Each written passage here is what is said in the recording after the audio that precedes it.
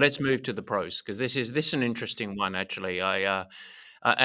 This is funny for me to ask, because the really one of the first triathletes that you worked with was a purple patch pro, and was the catalyst of much of building a system to um, actually solve the challenges around this complex sport, and it became the Fuelin system, of which now we have got a lot, or you have got a lot of pros working with you. You just mentioned Jan Frodeno and a host of others. But so here's the question. It seems like loads of pros now leverage the Fuelin system.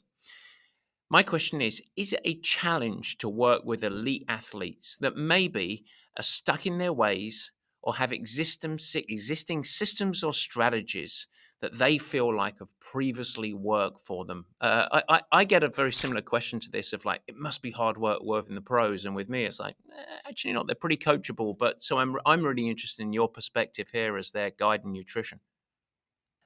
Yeah. Mhm. I'd say every athlete is a challenge in their own right, whether they're a Well, that's for pro or sure. not. Yeah. Um, but before I get onto that, Matty, again, I just want to say thank you because this, as you did say, it did all start with Sarah, and you believed in what I was doing early on, and that gave the opportunity to then build this out so others can benefit from it. So I just want to say thank you to you for that No, opportunity. you're welcome. Yeah. Certainly means a lot to me and the team. So thank you.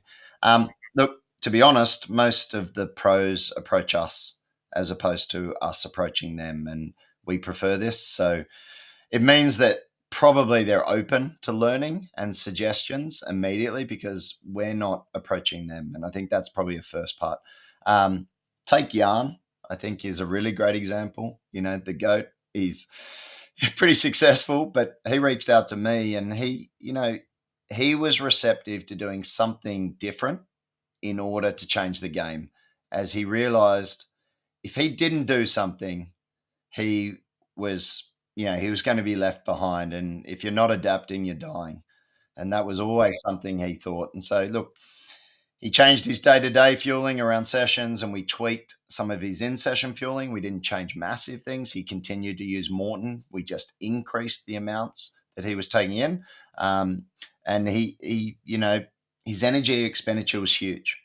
So we just figured he needs more octane fuel for the Ferrari. And so it was just more about increasing the amounts in and around training for him. But he was very receptive to that despite, having so much success. And I think that speaks volumes of him. And, if I think of Holly, Sky, Ari, Kyle, Ben, Imogen, they're all the same. They're receptive to what we're doing. And I think if you look at the results of those athletes I just mentioned, it sort of speaks for itself. So, they're embracing the change in nutrition from daily fueling to in session fueling. And I think those two separate parts are very important. I think so many athletes at the moment are focused on in session fueling and just thinking, oh, that's nutrition. It's part of that puzzle. What you do outside of the training is also crucial to success.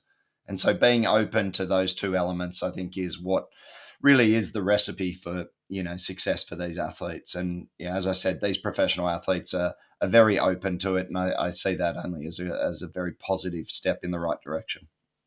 Yeah, the one point of perspective that I'll add to it, and you started to work with Jan quite late in his career, similar to actually an athlete that I coached, which now many years ago, but Chris Lieto, who joined me late in his career, same thing, was absolutely willing to really rip it up and start again in many areas, and I think that's a common mindset of high performers in anything.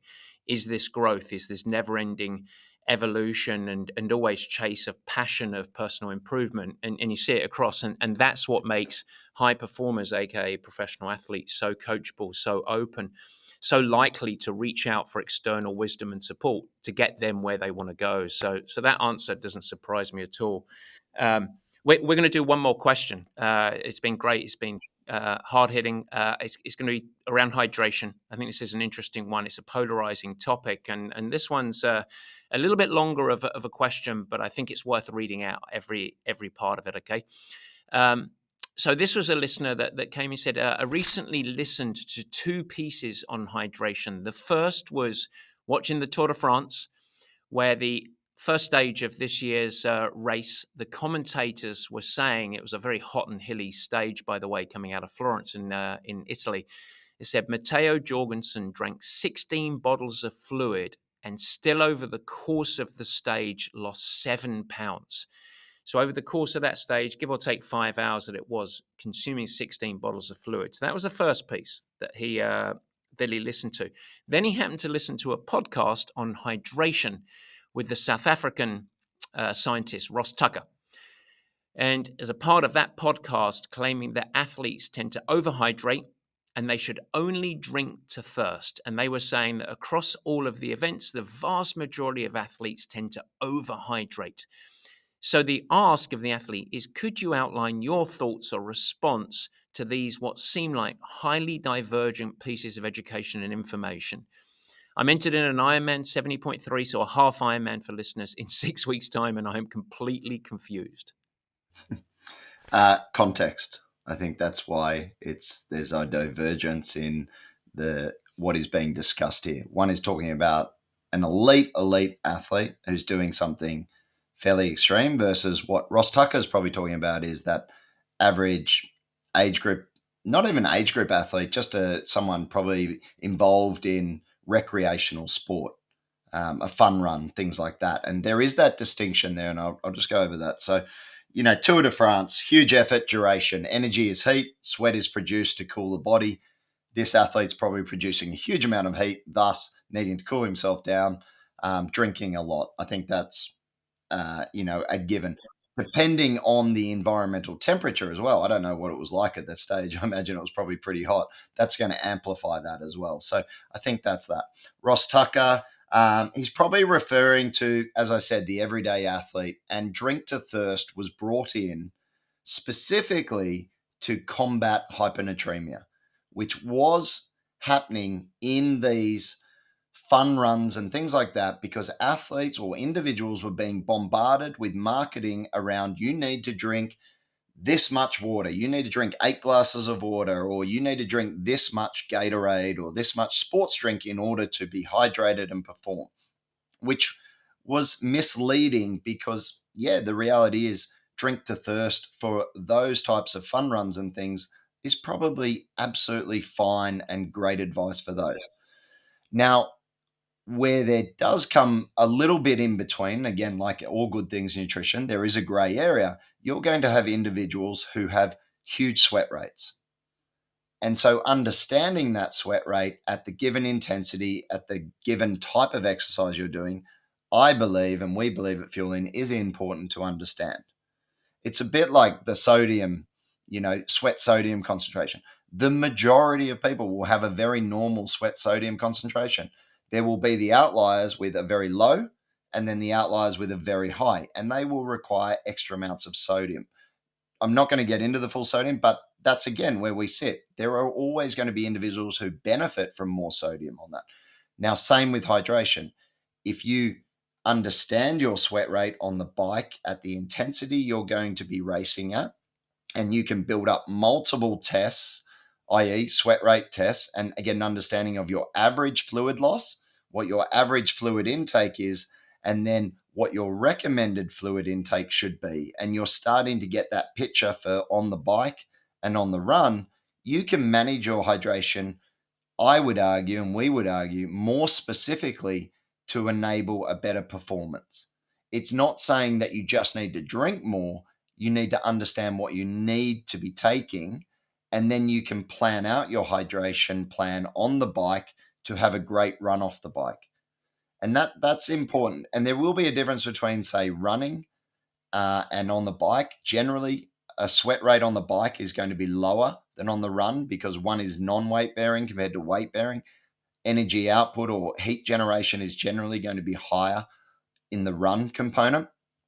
But for someone who specifically we're talking about triathlon, you don't want to become, 2%, 3% body weight loss of dehydration, absolutely fine to have. However, you don't want to be coming off the bike 3% dehydrated knowing that you've either got a half marathon or a marathon to come. Because would you go and do a half marathon or a marathon standalone in a 2 or 3% dehydrated state? No, you wouldn't. Could you do that in that? Yeah, you could, but you're probably not going to perform as well. So managing your hydration on the bike to as close to probably less than 1% body weight loss or less is probably going to result in you having a better run off the bike. And that's certainly something we talk a lot about at Fuelin, manage very specifically with a lot of the pro athletes and then the age group athletes who do at least 10 sweat rate tests on the bike, on the run, at the expected temperature of the race. They have better results because they understand their needs. And as you said, Maddie, they have a plan. I have a plan. It's revolutionary. It's a great way to end this week. So we'll take a breather.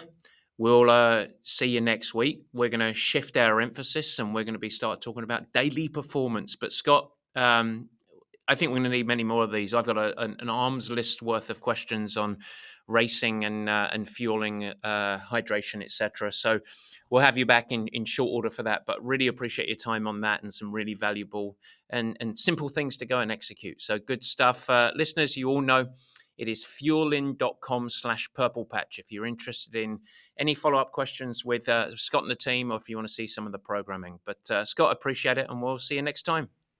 Thanks, Maddie. Always enjoyable.